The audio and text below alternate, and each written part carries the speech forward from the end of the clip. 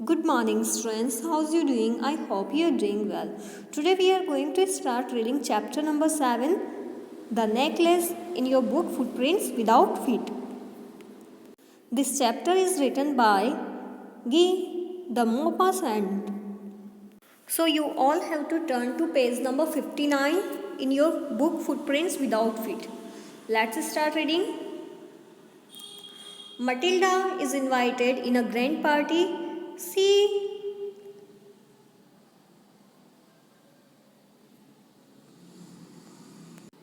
Has a beautiful dress but no jewellery. Matilda जो है उसको एक ग्रैंड भव्य पार्टी में इनवाइट किया गया। उसके पास एक ब्यूटीफुल ड्रेस थी बट ज्वेलरी नहीं थी। She borrows a necklace from a friend. वो अपनी एक फ्रेंड का नेकलेस उधार ले लेती है एंड लॉसेज इट, और उसको खो देती है। वॉट हैपन्स देन, अब क्या होता है आगे?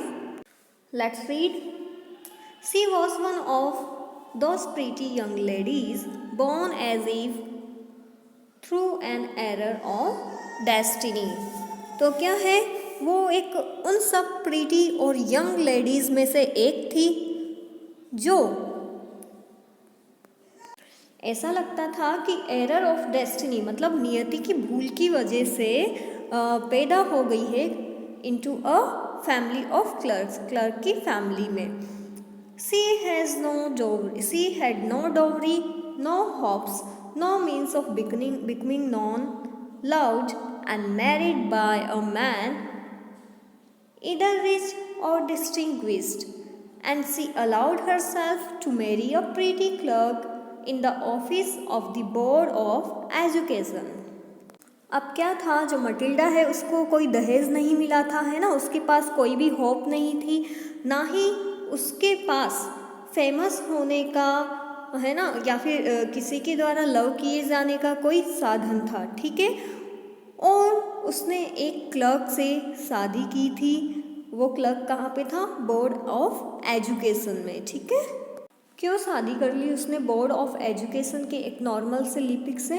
क्योंकि वो इतनी बहुत ज़्यादा फेमस भी नहीं थी, है ना, और ना ही उसके पास एक डिस्टिंग्विश मतलब कि एक जो फेमस और रिच मैन होता है उसके द्वारा शादी किए जाने या प्यार किए जाने का कोई साधन था, ठीक है।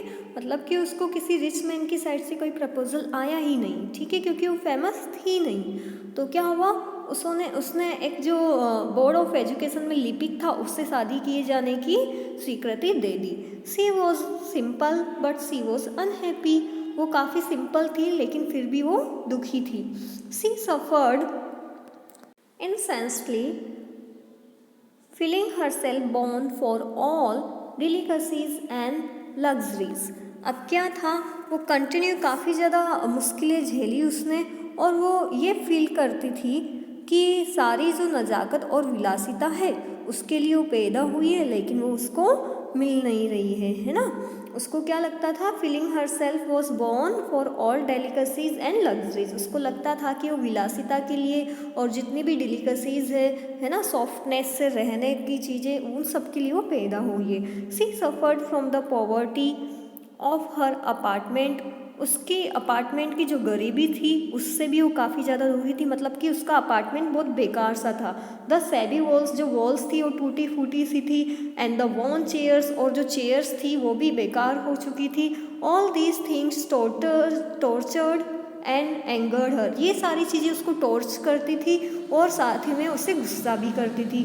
When she seated her self for dinner opposite her husband who uncovered the tureen with a delighted air, saying, "Oh, the good pot pie! I know nothing better than that."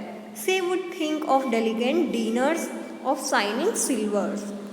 तो अब क्या था, जब भी वो अपने हस्बैंड के साथ डिनर करने बैठती थी, है ना, उसके ऑपोजिट में उसका हस्बैंड बैठा हुआ होता था, और वो जो टूरिन नेम की जो डिशेज है उसके ऊपर से जब वो कवर हटाता था, है ना, और वो कवर हटाते हुए बोलता था कि ओ गुड पॉट पाई, है ना, इससे अच्छा पॉट पाई मैंने कभी नहीं खाया, है ना।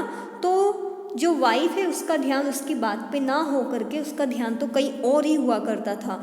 उस टाइम पे वो क्या सोचती थी कि उसे एक एलिगेंट सा डिनर मिले, शाइनिंग सिल्वर, जो सिल्वर की प्लेट्स है उनमें। वो चाहती थी कि उसका रात का जो भोजन हो वो चमचमाती हुई चांदी की जो प्लेट्स होती हैं उनमें होना चाहिए, ऐसा वो सोचती थी। She thought of exquisite food served in marvellous dishes, है ना, वो एक बहुत ही बढ़िया शानदार फूड के बारे में सोचती थी जो कि उसे मार्वेलस डिशेज, डिशेज मीन्स होते हैं बर्तन वगैरह जैसे बाउल, है ना, प्लेट्स, ये सब, ठीक है। तो मार्वेलस डिशेज में वो इतना टेस्टी फूड, शानदार खाना वो चाहती थी। She had neither frocks nor jewels nothing, ना तो उसके पास ब्यूटीफुल फ्रॉक्स थी ना ही उसके पास कोई ज्वेलरी थी। And she loved only those things, और वही चीज़ें उसको सबसे ज़्यादा पसंद थी। She had a rich friend schoolmate at the convent, convent school में इसकी एक फ्रेंड थी who she did not like to visit, जिसके घर पे जाना उसको बिल्कुल भी पसंद नहीं था मटिल्डा को। ओके, क्यों नहीं था पसंद? She suffer so much when she return, क्योंकि वो बहुत ज़्यादा दुखी होती थी जब वो उसके घर से होकर आती थी। अब क्यों होती थी दुखी? What was the reason? She wept for whole days from despair and disappointment, है ना, वो सैड और निराश होती हुई पूरे दिन भर रोती रहती थी। One evening her husband return elated bearing in his hand a large envelope, एक दिन क्या हुआ, उसका जो हस्बैंड था वो अपने हाथ में एक बड़ा सा एनवलप लेता हुआ इलेटेड, इलेटेड मीन्स होता है हैप्पी होता हुआ ऑफिस से घर पे लौटा। Here he said here is something for you, उसने कहा देखो तुम्हारे लिए मेरे पास कुछ है। She quickly drew out printed card on which were inscribed these words, अब उसने प्रिंटेड कार्ड जो था वो बाहर निकाला जिसपे इंस्क्राइब मतलब लिखा हुआ था। क्या लिखा हुआ था? The minister of public instruction and Madame George Rampone asks the owner of M and Madame Loisel Company Monday evening January 18 at the minister's residence। ठीक है, तो इसमें क्या था, जो मदाम लोइजल है उसको इनवाइट किया गया था, मतलब कि मदाम लोइजल और उनकी वाइफ को। ओके, मदाम लोइजल कौन थे? मटिल्डा और इसका हस्बैंड, ठीक है, इन दोनों को इनवाइट किया गया था एक बड़ी सी पार्टी में, ठीक है। Instead of being delighted as her husband had hoped, she threw the invitation spitefully upon the table, murmuring। अब क्या है, उसने हैप्पी होने की जगह, जैसा कि उसके हस्बैंड ने सोचा था कि उसकी वाइफ काफ़ी खुश हो जाएगी, लेकिन वो खुश नहीं हुई। उसने जो इनविटेशन है ना उसको टेबल पे ऐसे फेंक दिया जैसे तो कोई थूकता है, और उसने कहा, बड़बड़ाई, क्या बड़बड़ाई वो do you suppose I want with that, है ना, वो बोलती है कि आपको क्या लगता है मैं क्या चाहती हूँ, है ना। तो उसका हस्बैंड बोलता है but my diary I thought it would make you happy, you never go out and this is an occasion and a fine one, है ना।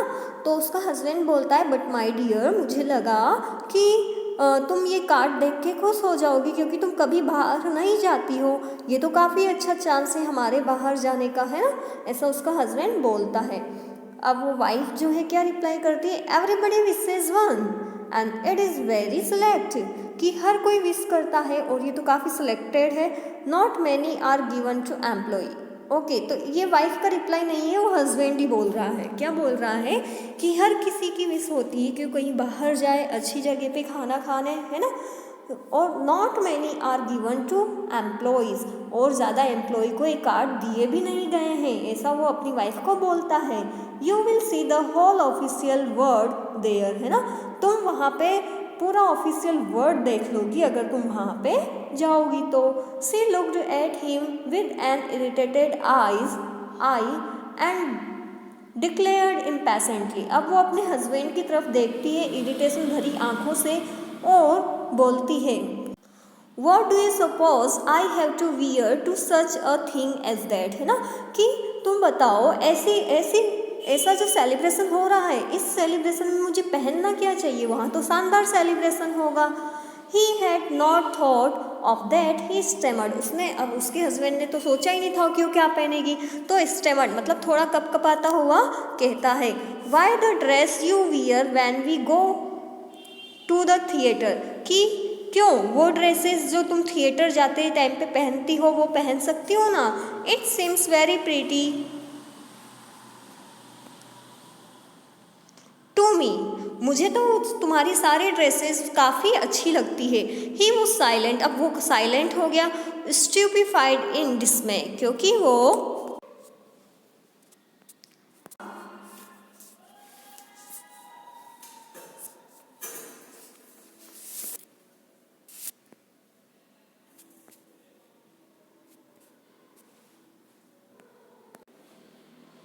यहाँ पे नो था, आई हैव नो ड्रेस, है ना। तो बोलती मेरे पास ड्रेस नहीं है और इसलिए मैं यहाँ पे नहीं जा सकती। Give your card to some colleague whose wife is better fitted out than I, है ना। तुम ये अपना कार्ड तुम्हारे ऐसे साथी को दे दो, ऑफिस में काम करने वाले को, जिसकी वाइफ उस ओकेज़न में मुझसे ज़्यादा अच्छे से सूट होती हो, है ना, क्योंकि मेरे पास अच्छी ड्रेस नहीं है उस पार्टी में पहनने के लिए। He was grieved but answered, वो काफ़ी दुखी हुआ लेकिन उसने आंसर दिया। Let's see Matilda, how much would a suitable costume cost, है ना, कि चलो देखते हैं, तो मुझे बताओ कि एक सुटेबल कॉस्ट्यूम जो है उसकी प्राइस कितनी होगी। Something that would serve for other occasion, something very simple, कुछ ऐसा सिंपल बताओ जो तुम किसी और ओकेजन पे भी पहन पाओ, ऐसा उसका हस्बैंड उससे पूछता है। She reflected for some second thinking of a sum that she could ask for without bringing with it an immediate refusal. उसने एक ऐसे अमाउंट के बारे में सोचा जो अमाउंट उसे बिना मना किए अपने हस्बैंड की साइड से मिल जाए। In frightened exclamation from the economical clerk, और जो गरीब या फिर पुअर जो क्लर्क है उसके साइड से कोई डराने वाला एक्सप्रेशन भी ना मिले, ऐसा अमाउंट उसने सोचा। Finally she said in a hesitating voice, अब वो फाइनली हेजिटेटिंग वॉइस में बोलती है, I can not tell exactly but it seems to me that 400 francs ought to cover it, है ना, कि मैं बिल्कुल एग्जैक्टली तो नहीं बता सकती, बिल्कुल सही तो नहीं बता सकती, है ना, लेकिन 500 ये यहाँ पे फ्रैंक है ना, 500 फ्रैंक्स जो है ना उसे परचेज करने में लगभग लग जाएंगे। He turned a little pale for he had saved just this sum to buy a gun that he might be able to join some hunting parties the next summer, है ना। वो ये जो प्राइस है ये सुन के थोड़ा सा पैल हो गया, ठीक है ना, थोड़ा सा वो पीला पड़ गया, है ना। क्यों पड़ गया, क्योंकि उसने 500 फ्रैंक बचाए तो हुए थे, लेकिन वो उसने एक ऐसी गन परचेज करने के लिए बचाए हुए थे जिससे वो आने वाली समर में हंटिंग पार्टीज को ज्वाइन कर पाए। With some friends who went to shoot larks on Sunday, उसके कुछ ऐसे फ्रेंड्स के साथ जो संडे को लार्क मीन्स होता है एक बर्ड होता है ना, बर्ड को शूट करने जाते हैं। Nevertheless he answered, very well I will give you 400 francs but try to have a pretty dress. इसके बावजूद भी अब वो क्या है, वो आंसर करता है कि चलो बहुत अच्छा है, मैं तुम्हें 400 फ्रैंक्स दे देता हूँ, लेकिन तुम ट्राई करो कि तुम्हें इसमें ही कोई प्रीटी ड्रेस मिल जाए। डियर स्टूडेंट्स, अब तक हमने पेज नंबर 41 तक ये जो पैराग्राफ्स है यहाँ तक हमने रीड कर लिया है। आज के होमवर्क में आपको क्या करना है, in today's homework you have to read this chapter up to here, then you have to answer these questions of the first page. That's it for today. See you in my next lecture.